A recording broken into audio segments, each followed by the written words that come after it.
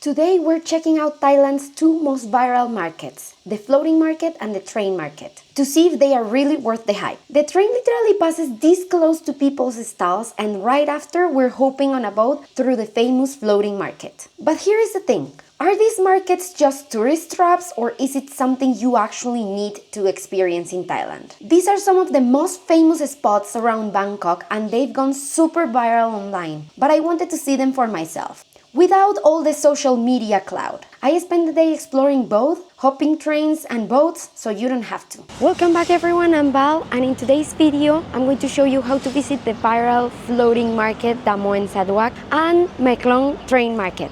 So let's get right to it.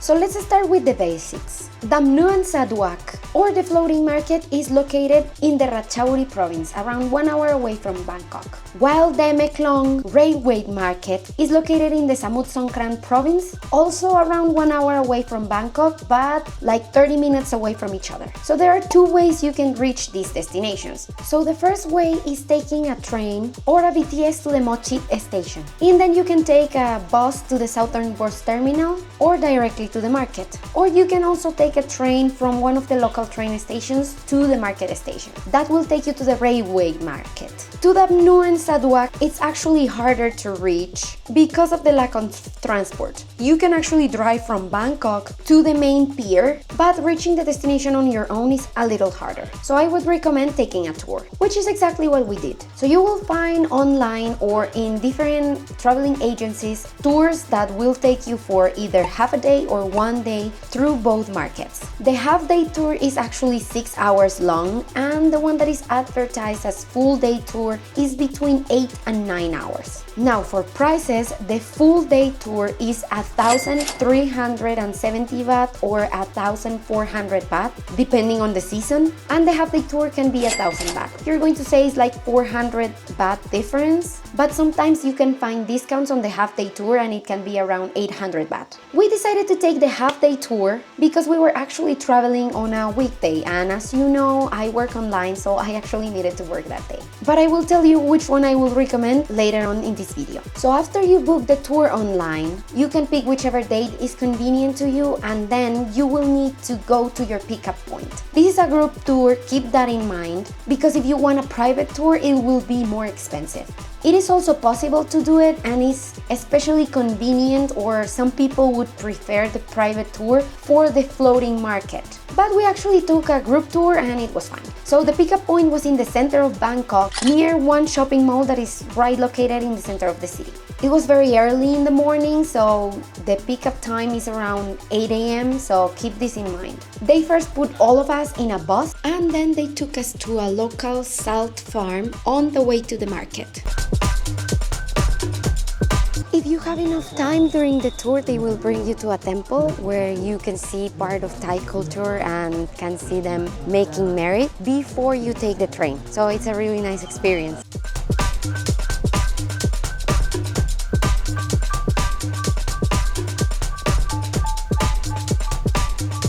And then they took us to a local train station that doesn't even have a signal. So if you try to find this station on your own, let me tell you that most likely you won't. So our first stop was going to be the train market, clearly. So we waited with our group in the train station for the train to come pick us up and take us to Maeklong. First impressions of the trip, the train was crowded. It was full because of course we were not the only tour that was going to the floating market that day, so it was extremely crowded, and these are old trains, the one that go through the market, so no air conditioning, no windows, and actually the only fan that we had in our wagon was not working. I'm tired, boss. So if you're claustrophobic or don't like crowds, this might not be your piece of cake. So like I told you, we took the half-day tour. So after arriving at Maeklong station, our guide told us to just go, and we had a limited amount of time to explore the market, take all the pictures, take the videos we wanted, buy some things if we wanted from the market, and then we were supposed to meet our guide on a certain meeting point at a certain time. It is very important to comply with the entire schedule because that also depends on how long you will be staying on the boat at the floating market. So yeah, we were giving some time to explore freely inside the market, but to be honest with you, the time didn't seem enough in my opinion. So instead of taking the half tour, I would recommend taking the full day tour, even though it's just a few baht extra and a few hours extra, because that will give you more time to explore, especially the train market. Why? Because the market is very crowded. The train also has a schedule in which it will run through the market and how close it will go to the stalls and all of that. So it's scheduled, which means that if you stay shorter time inside the market, you may not find yourself to the full experience. If you're planning on buying things inside the market, keep in mind that this market has become extremely viral and popular amongst foreigners especially, so you will find out that it's actually more expensive than other markets in Thailand. But hey, always support the local business, so be my guest. There is plenty of Thai food, there is actually fish, meat, and lots of souvenirs in the market that you can buy. So if you're thinking of buying your souvenir from Thailand, this may be your place. As I said, the train goes through the railway at a specific hour, so all the vendors pick up their stuff just like in the videos you've seen in social media and let the train just pass really close to the stalls. One thing you need to keep in mind is safety. There were people that were still standing in the middle of the railway when they were already warned that the train was coming and they needed to move. So just to get a video, just to get a picture, please do not risk your life. Remember that trains cannot brake. Like, they might be able to brake, but it's not that fast. So just for your own safety and sake, please do comply to all the safety recommendations the locals and your guide give you. So if they tell you to move out of the railway, even though the train hasn't arrived to your place yet, just move. So with all the crowds and how big the market is and everything, we were just able to explore a few stalls and parts of the market. We did find ourselves into the train experience, which is very good, but aside from that, we couldn't do anything else. Keep in mind that the railway market is incredibly crowded at all times, so you have to be careful with your belongings. So after we met our guide in the designing point of encounter, then we took another bus that took us to the Damnoen Saduak market, which is the vital floating market. So just a reminder, this one is not the only floating market in Bangkok. There are actually plenty of it, but it's the most popular and viral one. When you arrive to the market, you will see that in the main pier where you're going to take the boat, there are also stalls of vendors and people that sell souvenirs, dry fruits, amongst other stuff. Same point that with the railway market. Since it's a market that is so popular and viral amongst foreigners, you will find out that things in here are also more expensive than in any other markets in Thailand. So after you arrive, you will need to make a queue with your group that will start pulling you inside the different boats that are in the market. Since you are a group, you most likely will be divided into 2 boats. The maximum of people, I think, is 8 per boat.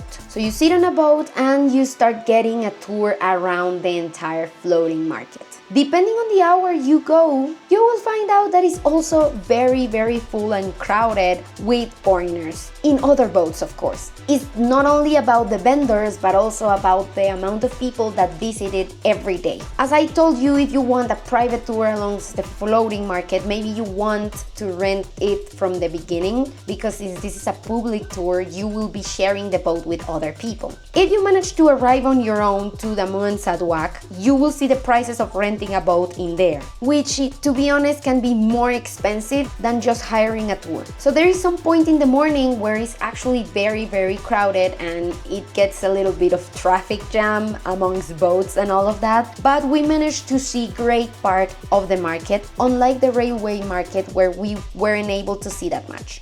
You will of course also see vendors that come with their own boat selling different goods that vary from Thai food like grilled pork sticks or mango sticky rice or coconut ice cream to other souvenirs. So if you didn't buy your Thai souvenir in the railway market, this might be the perfect place to do it. So the tour around the floating markets is from around 40 minutes to an hour, where they take you through different parts of the river and in the market as well. Keep in mind that there is no way you can stand and things like that. Everything that gets sailed at the river shore or in different boats. So if you want to buy anything, that's how you can negotiate. Don't worry, your boat driver will stop if any of the parties inside the boat wants to buy anything. So they will stop and wait for you to buy it, and that's it, because that's supporting the locals that sell in the market. So of course they will stop to support their other peers. So after visiting the two markets and taking care of all of that, lunch was not included in the tour, so they just left us in the same shore. We took the boat, then we hopped off, got into a bus and went back to Bangkok, where they also dropped us off in the center of the city.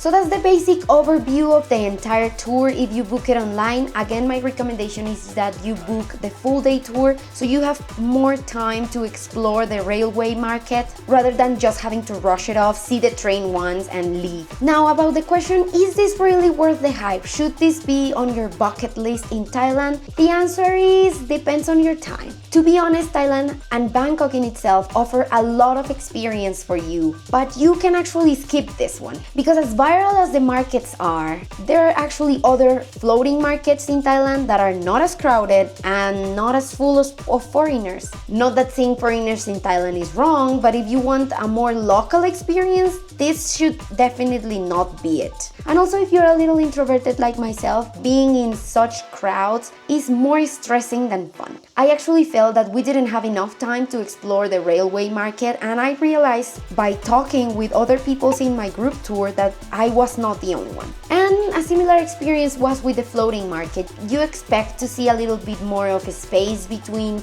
the boats and all of that, but it's also just a big crowd of boats full of tourists and foreigners that takes longer than it should for you to actually explore the market. So maybe before it was viral, going to these two places was not as crazy as nowadays, but now that it gets visited by so many people, it can actually get wild and it can be less enjoyable than you expect it to be. So if you have plenty of time when you're visiting Thailand and you're like, okay, I need to include an extra day in my plan, or there is a day I don't know what to do, I want to do something else, sure, definitely go and try this tour, try the viral places, but just keep all of this in mind, because you can feel that it's overcrowded, that it's very full of people, and that you're actually not enjoying yourself, or that you won't have enough time to actually enjoy the experience. So think of all of that. Now, as a tourist visiting a very highly crowded place in Thailand, remember to behave. Like I mentioned before, there were people that were not taking the security measures when it came to the railway market, and in the floating market, there were people that were having sort of attitude towards the Thai locals. Don't be like that. We are already in a very crowded place full of people that are not local. The minimum thing we can do is make each other experiences good by behaving well, especially with the locals. That yes, remember, Thai people are very kind, but they don't need to stand your tantrums or any of that. So let's just behave well in places like this. And that's about it. Those are all my recommendations if you really want to take this tour. So let me know in the comments if you wanted to go to the two viral markets, or if you have. I will leave a link in my description of the website I used to book the tour in case you're interested. And that's all for today's video. Don't forget to give me a thumbs up if you like my content, and to subscribe and turn on notifications so YouTube keeps helping us grow. Thank you so much for watching this video, and I will see you all on the next trip.